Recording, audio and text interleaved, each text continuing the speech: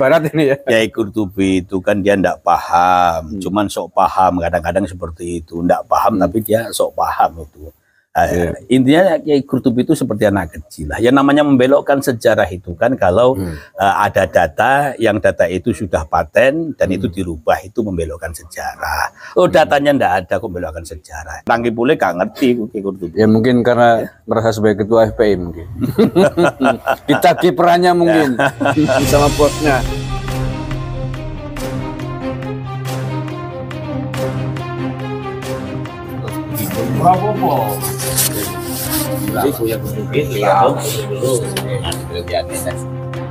Assalamualaikum warahmatullahi wabarakatuh. Waalaikumsalam warahmatullahi wabarakatuh. Bismillahirrahmanirrahim. Alhamdulillahirabbil alamin.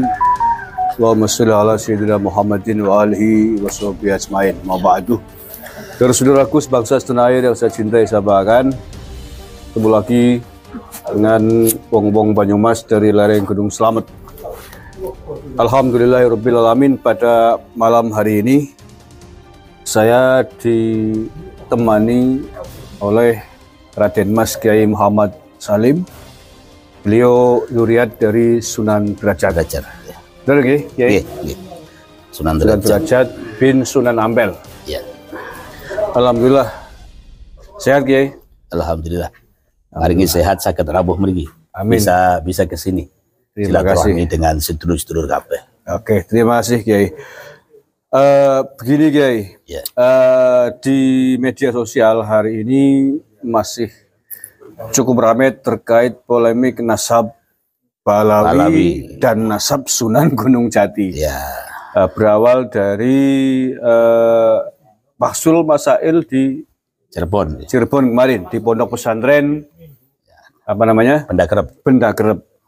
Bahwa di Bahsul Masail tersebut diputuskan bahwa nasab Sunan Gunung Jati adalah nasab tersendiri dan bukan bagian dari Bani Alawi. Akan tetapi ada salah satu orang yang katanya namanya Kiai Qurtubi dari Banten, yang mengatakan bahwa Sunan Gunung Jati adalah bagian dari Bani Alawi dan menantang berdebat dengan Kiai Madudin Banten dan seluruh zuriat Wali Songo. Ya. Nah, saya ingin konfirmasi nih dengan panjenengan sebagai salah satu zuriat Wali Songo dari Sunan Ampel terkait dengan tantangan tersebut. Monggo ya.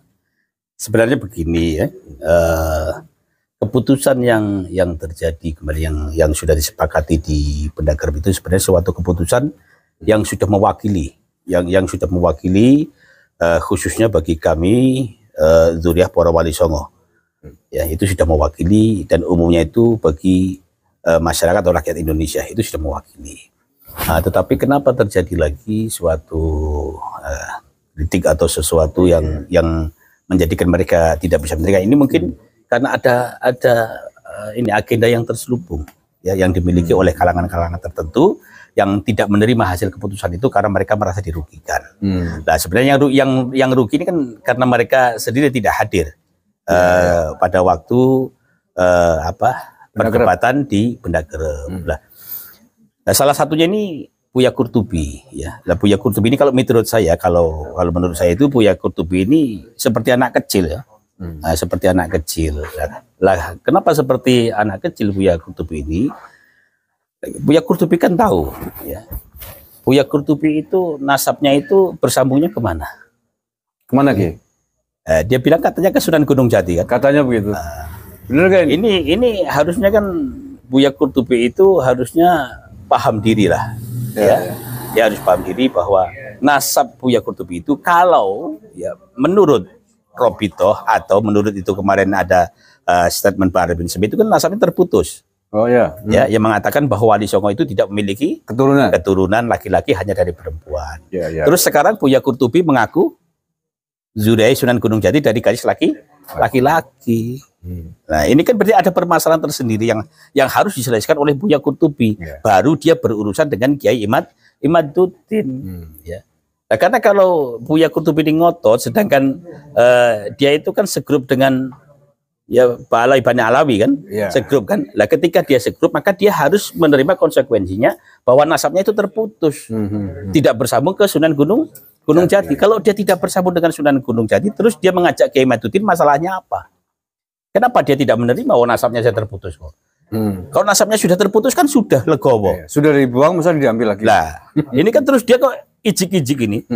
Apa seketika tidak menerima dengan keputusan hasil musyawarah di Benda Kerep. Padahal hasil musyawarah di Benda Kerep itu bukan keputusan Kiai Imaduddin, itu keputusan yang dimufakati ya berdasarkan banyaknya orang yang hadir yang berdebat di situ.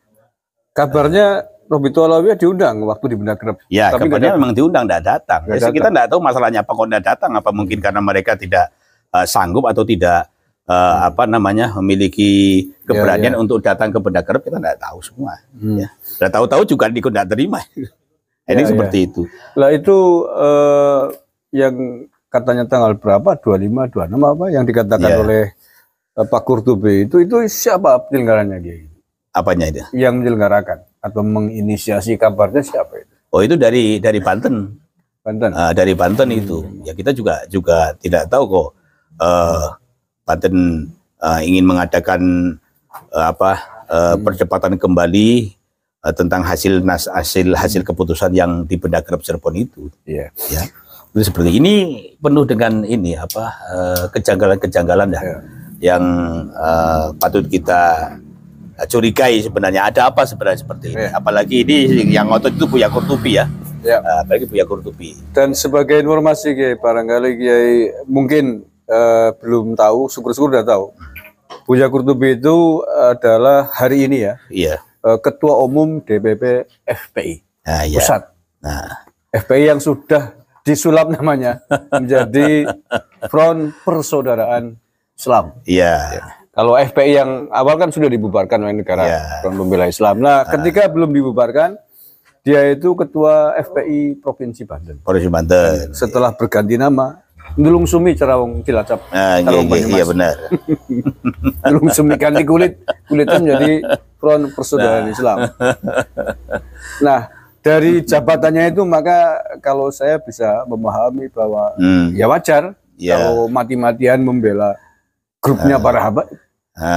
Karena dia menjadi ketua umum yang melindungi para habaib yang di FPI ini. Ya inilah yang menjadi kejanggalan bagi kita semua. Ada apa dengan Buya Qurtubi ini? Kan kalau dia sudah masuk dalam grupnya orang-orang tersebut, seharusnya kan dia bisa menerima konsekuensi dari keputusan Robitoh dan Bahar bin Smith bahwa Wali Songo tidak memiliki keturunan laki-laki. Berarti kan terputus. Dia harus menyadari. Kalau dia sudah kondisi seperti itu, menyadari nasabnya terputus, seharusnya dia tidak ada masalah dengan Kiai Imaduddin. Ngapain ya? Ngapain terus campur? Kok dia bisa ngotot loh? Ya. Qurtubi itu, Kiai Qurtubi bisa ngotot ingin berdekat dengan Kiai Imaduddin. Terus masalahnya apa? Betul. Kan begitu. Kecuali ada agenda besar di balik ini semua. Mestinya hanya begini, hanya sayangnya Buya Qurtubi ini dia tidak mau terang-terangan. Ya, di belakangnya itu siapa? Kan seperti itu. Nah, dia tetap mengatasnamakan tidak terima nasabnya Wali Songo Sunan Gunung Jati yang bersambung kepada Musa Al-Khadim. Dia tetap menyambungkan ke Mbak Alawi. Padahal dia sendiri secara statement Pak Robito itu harusnya dia menyadari bahwa dia itu bukan turunan Sunan Gunung Jati dan nasabnya terputus. Nah, tapi dia ingin ngajak berdebat seolah-olah dia tidak terima nasab leluhurnya itu dibelokkan ke Al-Khadim. Iya, betul. Ini kan terjadi suatu kejanggalan yang tidak masuk akal ya. Mestinya mungkin ya Kiai, lebih bagus dia mencari dalil untuk membuktikan bahwa bahwa Imam Ubaidillah itu tersambung dengan Rasulullah. Itu sebagian ya. Sebagai bagian dari afiliasi kepentingannya para habaib lah. Iya, gitu. Karena FPI kan begitu. Jadi begini, kalau Kiai Qurtubi itu mau menantang debat Kiai Imaduddin, seharusnya dia itu menyanggah dulu dengan Robito Alawiyah dan Bahar Smith itu untuk apa? Masalah ketersambungan nasabnya Wali Songo sampai ke Kiai Qurtubi. Baru kalau Kiai Qurtubi ini dengan Robito itu sudah selesai dan Robito itu mengakui Kiai Qurtubi itu nasabnya bersambung sampai Sunan Gunung Jati, baru boleh dia tidak terima dengan keputusan Benda Kerep, bukan keputusan Kiai Maduddin, keputusan Benda Kerep. Yang seharusnya pun dia protesnya ke Benda Kerep, bukan protes ke Kiai Maduddin. Itu ya, maka di sini terjadi suatu kejanggalan-kejanggalan. Maka saya katakan loh, Kiai Qurtubi kok seperti anak kecil loh, gak iso mikir. Ya. Bundet. Berani namun keluar gimana?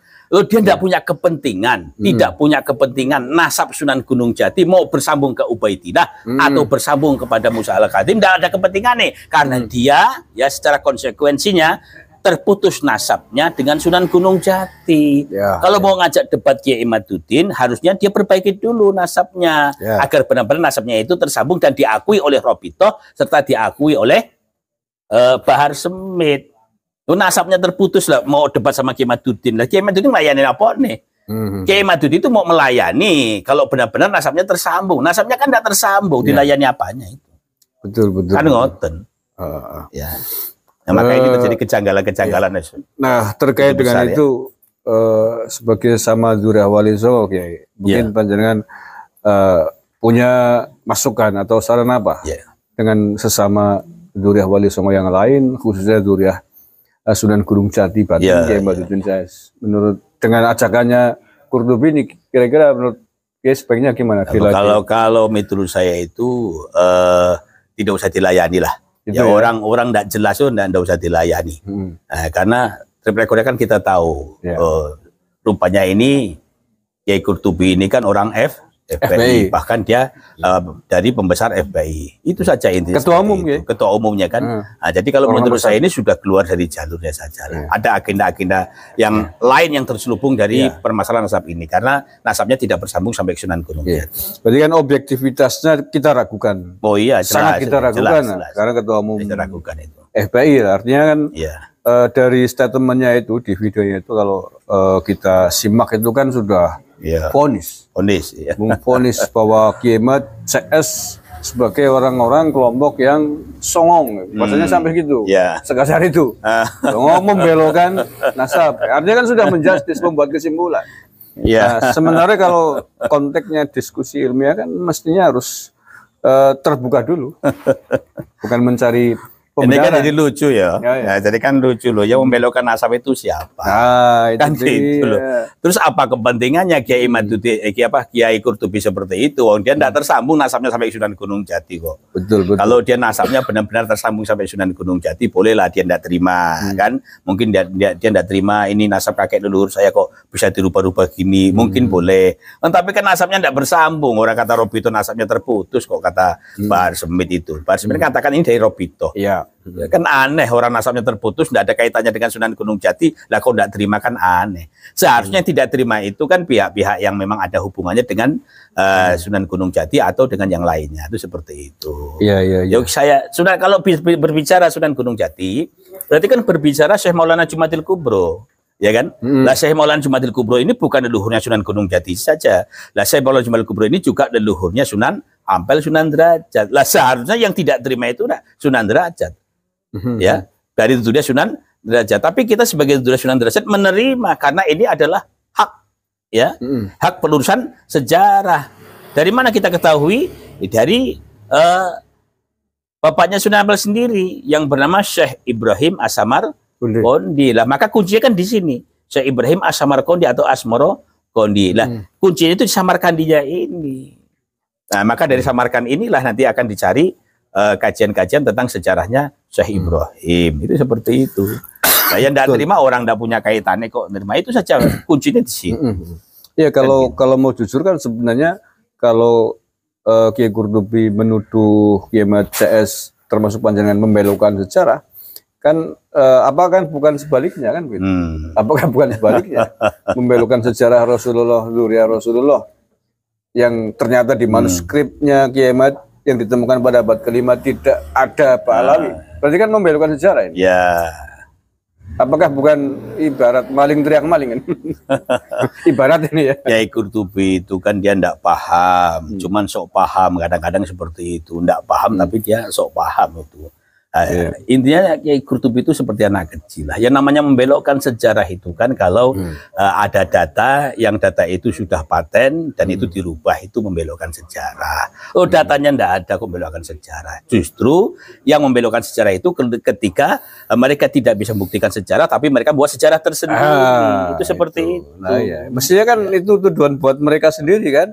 Faktanya sampai hari ini mereka belum bisa membuktikan. Nah, ketika Kiai Qurtubi mengatakan Kiai Imad CS itu songong, itu kan kebodohan tersendiri ya, kejahilan tersendiri. Yang memutuskan keputusan ketidaktersambungan nasab Sunan Gunung Jati ke Ba'alawi, ke Ubaidillah, itu adalah hasil mufakat keputusan dari perdebatan yang ada di Cirebon. Seperti itu. Seharusnya protesnya jangan sama ke Kiai Imaduddin.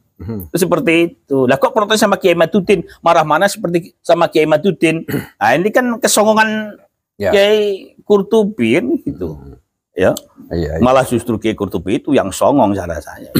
Ya bukan, dia enggak tahu masalahnya. Kentangki pule gak ngerti Kiai Qurtubi. Ya mungkin karena merasa sebagai ketua FPI mungkin.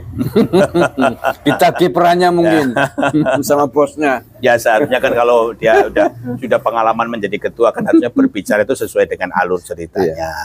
Enggak boleh sembarangan kan seperti itu. Jadi ini kan nampak bodohnya. Ya ini kalau orang-orang bodoh seperti dijadikan ketua ya kok yang jadi ini. Oke, Kiai Bakshi terakhir. Iya. Terakhir terkait dengan para habaib. Dalam kurung Robitul Halawiyah yang sampai hari ini belum bisa membuktikan ini nasabnya nyambung ke Rasulullah, baik secara kitab nasab maupun tes DNA. Menurut Kiai, kira-kira ini mengapa sampai hari ini para habaib Robitul Halawiyah belum bisa menjawab? Apakah memang belum menemukan atau ada maksud lain? Ya sebenarnya begini, kalau kita telaah atau tidak kembali itu banyak agenda-agenda terselubung. Tapi yang jelas ya sampai saat ini memang mereka tidak memiliki data aslinya itu. Tidak memiliki data yang konkret untuk bisa sebagai argumen membantah Kiai Imaduddin. Masih tidak memiliki data. Cuman masalah seperti ini, masalahnya itu ya.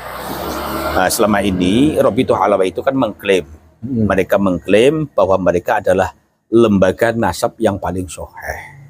Itu permasalahannya. Klaim mereka. Ngaku. Nah, ketika ada suatu permasalahan seperti ini, seperti Kiai Imaduddin mengkaji, meneliti nasabnya para habaib, ya bahwa ada keterputusan riwayat, keterputusan sejarah, keterputusan sanad Ubaidillah yang berkaitan dengan Imam Ahmad. Nah, ini mereka Robitul Halawiyah ini tidak bisa menjawab kajian ilmiahnya Kiai Imaduddin. Justru mereka ketika mengeluarkan data itu data-data yang bukan data primer, itu data-data yang abad kesekian, yang berbeda jauh dengan pokok permasalahan yaitu Ubaidillah putra Imam Ahmad. Itu seperti itu. Nah, ini menunjukkan bahwa ternyata selama ini mereka yang mengaku lembaga nasab paling sahih hanya pengklaiman saja, ya.